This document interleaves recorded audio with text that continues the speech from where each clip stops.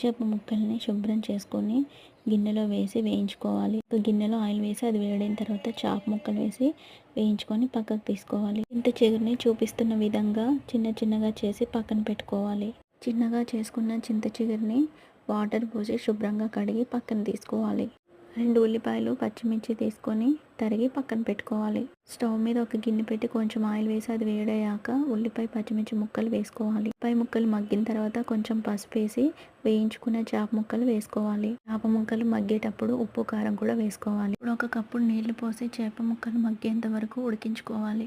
చేప ముక్కలు మెత్తగా అవి ఎసరంతా మరిగిన తర్వాత కడిగి పెట్టుకున్న చింత చిగురుని వేసుకోవాలి. చింత చిగురు వేసిన తర్వాత బాగా దగ్గర పడనివ్వాలి. కూర దగ్గర పడిన తర్వాత లాస్ట్లో ధనియాల పొడి వేసి ఒకసారి కలుపుకోవాలి. చిగురు ఎండు చేపల కూర రెడీ అయింది. Thank you for watching.